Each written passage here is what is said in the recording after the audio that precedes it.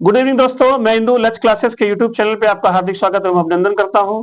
बच्चों, आज मैं पुनः अपनी करंट बम की क्लास को लेकर के आया हूं और 10 बेहतरीन प्रश्नों के साथ आप लोग के सामने उपस्थित हुआ हूं। जैसे कि मैं हर क्लास में अपनी शुरुआत करने से पहले मैं एक विचार को सामने रखता हूं। आज भी एक विचार, अच्छा सा विचार लेके आया हूं आप लोगों के लिए। जितना ज्यादा से ज्यादा हो सके आप इस लिंक को शेयर करिए और करंट बम की क्लास का जो है आनंद लीजिए। सबसे पहले आज का सुविचार, सभी बच्चों जो भी इस जो है वीडियो को देख रहे हैं वो चैट बॉक्स के माध्यम से अपने आंसर को जरूर भेजा करें और जो भी एक्सप्लेनेशन में जो भी आपको पॉइंट नोट कराऊं उसको भी आप लोग थोड़ा सा कहीं पे नोट करते हुए चलिए। बाकी सारी चीजों का पीडीएफ मैं आपको सब भेजता रहूंगा। आज का सुविचार क्या कह रहा है?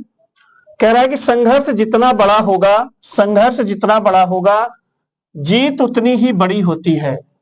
ठीक, ये कह रहा है कि संघर्ष आप जितना ज्यादा करेंगे, जितना आप संघर्ष करेंगे, जितना ही आप अपने जीवन में आगे बढ़ेंगे, जितना संघर्ष करेंगे उतना ही जीवन में आप आगे बढ़ेंगे। और उसका कारण क्या है? क्योंकि कठिनाइयां कितनी भी हों परंतु लक्ष्य उसी का पूरा होता है जो कहीं रुकते नहीं हैं। अपने लक्ष्य को एकदम साधते हुए, कठिनाइयों का सामना करते हुए, संघर्ष को करते हुए जो भी व्यक्ति जीवन में आगे बढ़ता है उसको सफलता भी उतनी बड़ी मिलती है। तो ये आज का सुविचार था।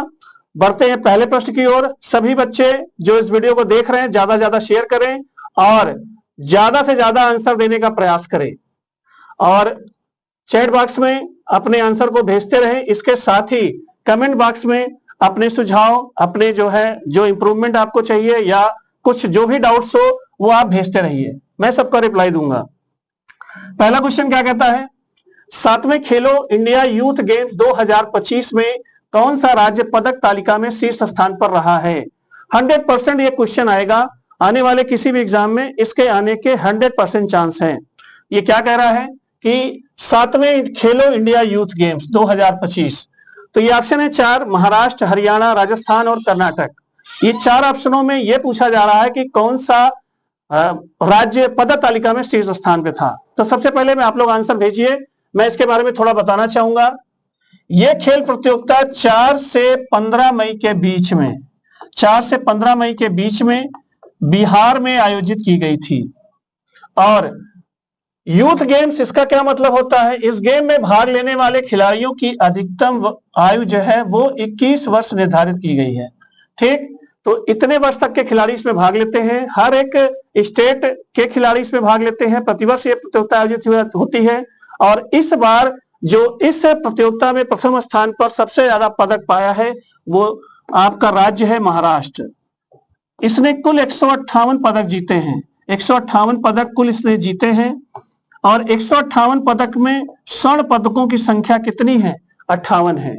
तो इसका जो राइट आंसर होगा वो राइट आंसर है महाराष्ट्र। दूसरे स्थान पर इस प्रतियोगिता में हरियाणा रहा है, तीसरे में राजस्थान रहा है और चौथे पे कर्नाटक रहा है। ये जो सीरियल मैंने बनाए हैं ये प्रथम, द्वितीय, तृतीय और चौथे स्थान पर सीरियल के हैं और इसमें सबसे टॉप पे जो रहा वो महाराष्ट्र है। आपके यूपी, उत्तर प्रदेश के जो पोजीशन है, उत्तर प्रदेश की पोजीशन इस गेम में 7वीं थी। ठीक, तो पहले क्वेश्चन जो 7वें खेलो इंडिया यूथ गेम्स है, सबसे ज्यादा पदक जीतने वाला राज्य जो है वो महाराष्ट्र है। बढ़ते हैं अगले क्वेश्चन के लिए। अगला क्वेश्चन, हाल ही में दुनिया का पहला वाणिज्यिक स्तर का ई मेथेनॉल संयंत्र कहां पर शुरू हुआ है? बहुत ही लाजवाब क्वेश्चन है। ये क्या कह रहा है? दुनिया का पहला वाणिज्यिक स्तर पर, कमर्शियल स्टेज पर ई मेथेनॉल संयंत्र कहां पर शुरू हुआ है? तो इसके 4 ऑप्शन हैं, स्वीडन, डेनमार्क, जर्मनी और रशिया। ठीक, सबसे पहले मैं इसके बारे में थोड़ा बताना चाहूंगा लेकिन आप तब तक खटाखट अपने आंसर को भेजना शुरू करिए। पहली बात, कमर्शियल स्तर पर मतलब बड़े स्तर पर, बहुत बड़े लेवल पर। ठीक, वाणिज्यिक स्तर पर मतलब बड़े स्तर पर, प्रयोगशाला नहीं, औद्योगिक स्तर पर इसका अर्थ हुआ। ठीक, ई मेथेनॉल आपका प्रदर्शित करता है इलेक्ट्रॉनिक मेथेनॉल।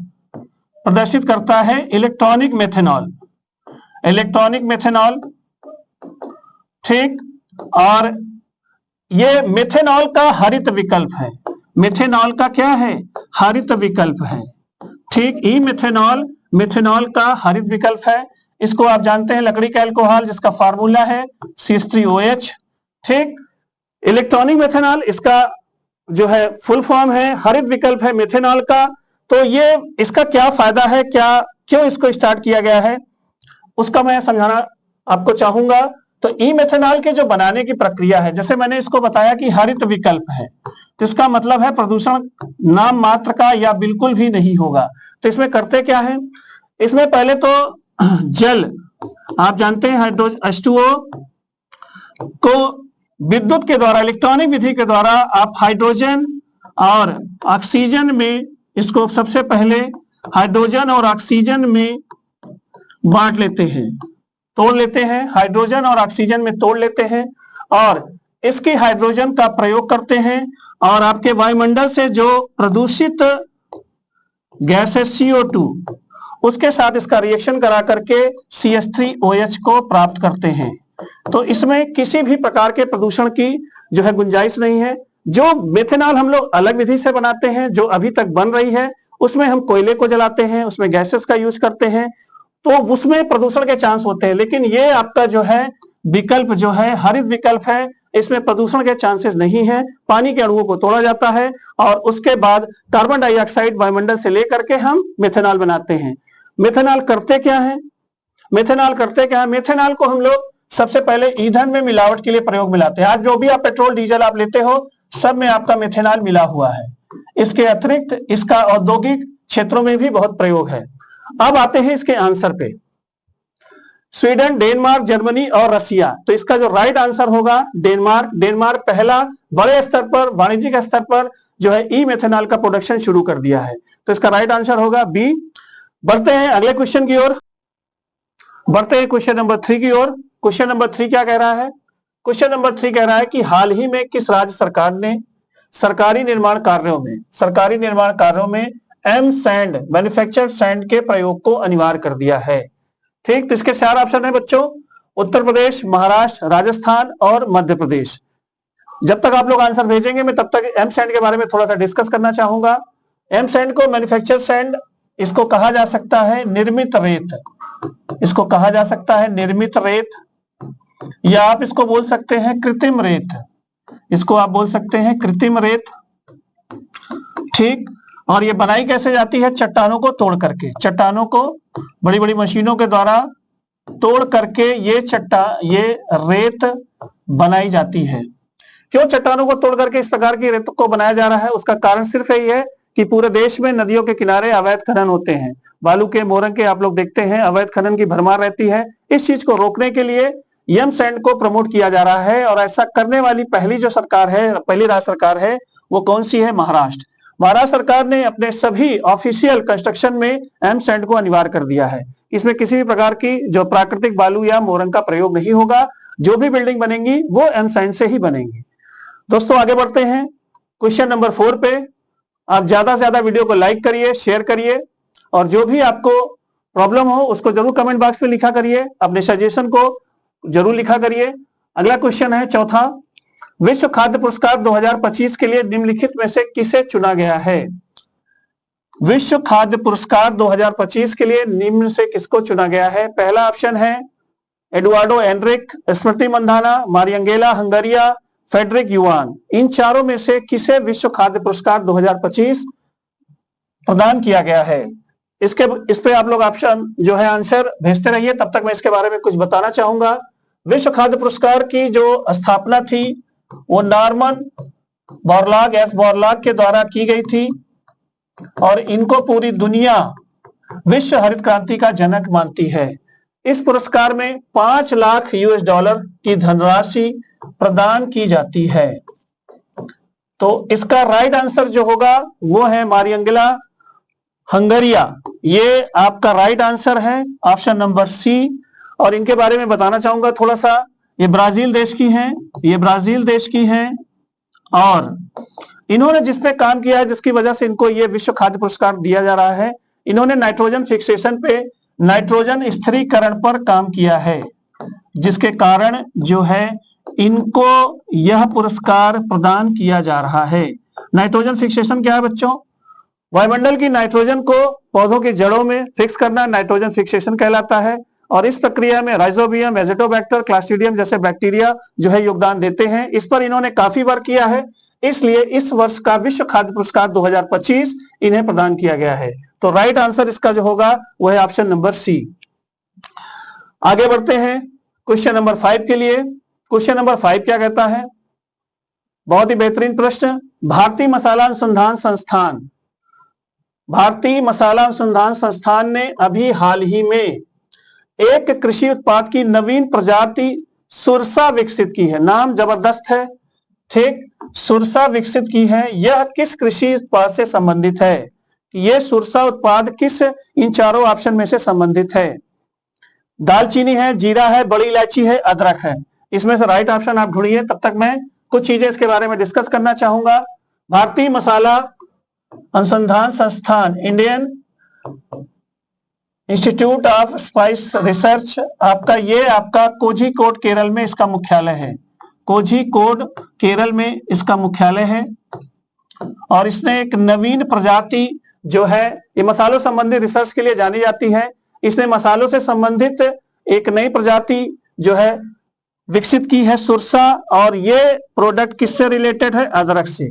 तो ये सुरसा प्रजाति जो इस संस्थान ने विकसित की है वो अदरक से रिलेटेड है। इसका राइट आंसर जो होगा वो है अदरक। बढ़ते हैं अगले क्वेश्चन के लिए।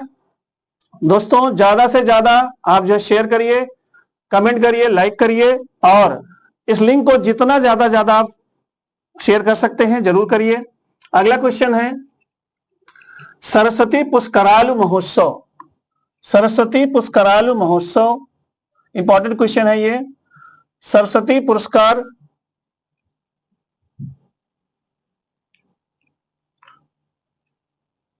माफ कीजिएगा 2 मिनट के लिए। सरस्वती पुष्कराल महोत्सव निम्न में से किस राज्य में अभी हाल ही में प्रारंभ हुआ है? ठीक, एक फेस्टिवल है, एक महोत्सव है सरस्वती पुष्करालु महोत्सव। और ये पूछा जा रहा है आपसे कि निम्न में से किस राज्य में अभी हाल ही में प्रारंभ हुआ था। इसके 4 ऑप्शन हैं, कर्नाटक, केरला, आंध्र प्रदेश, तेलंगाना। ये महोत्सव, इस महोत्सव के बारे में बताना चाहूंगा। पहले तो इसका राइट आंसर मैं आपको पहले ही दे रहा हूं। इसका राइट आंसर है तेलंगाना। इसका राइट आंसर है तेलंगाना। ये महोत्सव की खासियत क्या है? ये प्रत्येक 12 वर्ष पे मनाया जाता है। ये प्रत्येक 12 वर्ष पे मनाया जाता है। और ये जो गोदावरी नदी है, गोदावरी नदी, प्राणहिता नदी, तेलंगाना में गोदावरी नदी, प्राणहिता नदी और अदृश्य सरस्वती, और अदृश्य सरस्वती के संगम पर प्लेस है आपका कालेश्वरम, प्लेस है आपका कालेश्वरम। वहां पर ये महोत्सव मनाया जा रहा है। जिस तरह हम लोग उत्तर प्रदेश में गंगा, यमुना और अदृश्य सरस्वती के मिलन पर, संगम पर हम लोग जो है कुंभ मेले का आयोजन करते हैं प्रत्येक 12 वर्ष में, ठीक उसी प्रकार दक्षिण भारत का ये संगम है, इसको माना जाता है और इसका नाम है सरस्वती पुष्करालु महोत्सव। इसका राइट आंसर है आपका तेलंगाना। बढ़ते हैं दोस्तों आगे वाले क्वेश्चन पे, क्वेश्चन नंबर 7। सभी लोग बने रहिएगा और खटाखट चैट बॉक्स में आंसर भेजते रहिएगा, ज्यादा कमेंट करिएगा, शेयर करिएगा। अगला क्वेश्चन क्या कर रहा है, हाल ही में किस खिलाड़ी को भारतीय सेना में लेफ्टिनेंट कर्नल पद प्रदान किया गया है? ठीक, हाल ही में किस खिलाड़ी को भारतीय सेना में लेफ्टिनेंट कर्नल पद प्रदान किया गया है? इसके 4 ऑप्शन हैं। पहला ऑप्शन क्या कह रहा है, रोहित शर्मा, महेंद्र सिंह धोनी, नीरज चोपड़ा और मीराबाई चानू। ठीक, सेना में लेफ्टिनेंट कर्नल पद प्रदान किया गया है, प्रमोशन हुआ है किसका? इसका राइट आंसर है सी, नीरज चोपड़ा को। इनको पूरा हिंदुस्तान क्या पूरी दुनिया जानती है और ये भाला फेंक के प्रसिद्ध खिलाड़ी हैं। ठीक, इन्होंने 2020 टोक्यो ओलंपिक में स्वर्ण पदक जीता था, टोक्यो ओलंपिक में स्वर्ण पदक जीता था। और 2024 पेरिस ओलंपिक में इन्होंने रजत पदक जीता था। ठीक, तो इनको जो है प्रमोट किया गया है सेना में और इनको जो पद प्रदान किया गया है वो लेफ्टिनेंट कर्नल का। इसका राइट आंसर होगा सी, नीरज चोपड़ा। बढ़ते हैं अगले क्वेश्चन के लिए, क्वेश्चन नंबर 8। बढ़िया क्वेश्चन। इस समय जो हॉट इश्यू चल रहा है पूरे वर्ल्ड में उससे रिलेटेड है। भारत एवं पाकिस्तान मुद्दे पर अमेरिका जा रहे सांसदों के प्रतिनिधि मंडल का नेतृत्व निम्न में से कौन करेंगे? ठीक, भारत ने अपनी कूटनीतिक चाल के निर्देशानुसार, कूटनीतिक चाल के मद्देनजर, आप कहिए वर्ड यूज करिए, ये सभी देशों में लगभग विश्व के लगभग प्रमुख सभी देशों में ये जो है 7 प्रतिनिधि मंडल भेज रहा है, 7 प्रतिनिधि मंडल भेज रहा है। और जिसमें अलग अलग दलों के, ऐसा नहीं कि बीजेपी के ही लीडर्स उसमें जा रहे हैं, अलग अलग दलों के लोग उसमें जा रहे हैं और प्रमुख देशों में जाएंगे और अपना भारत का पक्ष रखेंगे और जो दिक्कत है, जो इस समस्या की जड़ है, उसके बारे में वहां के राष्ट्राध्यक्षों से बात करेंगे। तो जो अमेरिका जा रहा है, भारत से अमेरिका जा रहा है सांसदों का प्रतिनिधिमंडल, उसका जो नेतृत्व कर रहे हैं कांग्रेस के सीनियर लीडर शशि थरूर, केरल से बिलोंग करते हैं और काफी फेमस लीडर हैं कांग्रेस के। ये अमेरिका में जाएंगे और डोनाल्ड ट्रंप महोदय से भारत का पक्ष रखेंगे। ठीक, रविशंकर महोदय जो है बीजेपी के हैं और ये जा रहे हैं खाड़ी देशों की यात्रा पे जाएंगे, गल्फ कंट्रीज में ये जा रहे हैं। और संजय झा एक ये भी प्रसिद्ध नेता है, ये जा रहे हैं जापान की यात्रा पर, ये दक्षिण कोरिया की यात्रा पर। इसी तरह अलग अलग फेमस जो है नेता अलग अलग देशों पे जा रहे हैं, सांसदों का प्रतिनिधित्व जा रहा है और ये भारत का पक्ष रखेंगे। बढ़ते हैं अगले क्वेश्चन की ओर। Question number 9। अभी हाल ही में भारतीय मूल की अनीता आनंद को किस देश का विदेश मंत्री नियुक्त किया गया है? किस देश का विदेश मंत्री नियुक्त किया गया है अनीता आनंद को? ध्यान रखिएगा दोस्तों, महिलाओं से संबंधित करंट अफेयर्स में हमेशा क्वेश्चन इंपॉर्टेंट रहेंगे। ठीक, तो ये अचीवमेंट है, बड़ी अचीवमेंट है, ये भारतीय मूल की है और इनको कनाडा का विदेश मंत्री अभी हाल ही में नियुक्त किया गया है। कनाडाई प्रधानमंत्री मार्क कार्नी के नेतृत्व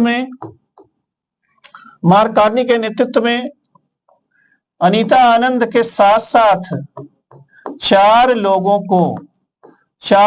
को जो है मंत्रिमंडल में, कनाडा के मंत्रिमंडल में जगह मिली है। ठीक, तो ये बड़ी अचीवमेंट है इंडिया के लिए। और आपको बता दें कि कनाडा में बहुत सारे लोग भारत के रहते हैं, पंजाब के बहुत सारे लोग कनाडा में रहते हैं और एक कनाडा में एक मजबूत स्थिति में भारतीय हैं।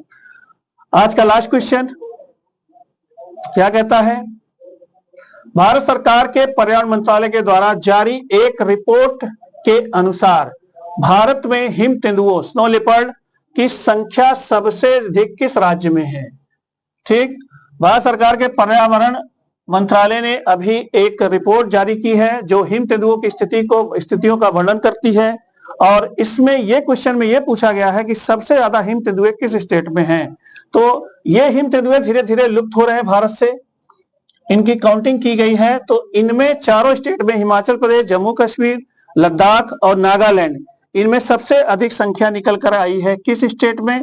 लद्दाख में।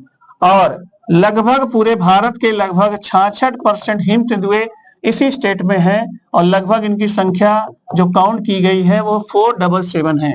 संख्या नहीं पूछेगा लेकिन ये ध्यान रखिएगा कि प्रतिशतता सबसे अधिक किसकी है, संख्या किस स्टेट में सबसे ज्यादा है, तो इसका राइट आंसर होगा लद्दाख। दोस्तों, ये करंट बम के आज के 10 प्रश्न हैं। प्रश्न कैसे लगे? अपने सुझाव और जो भी डाउट हो, जो भी चीजें दिक्कत में हो, जरूर शेयर करिएगा कमेंट बॉक्स के माध्यम से और ज्यादा से ज्यादा वीडियो को लाइक करिएगा। मिलते हैं अगली क्लास के लिए। धन्यवाद। अगली क्लास तक धन्यवाद।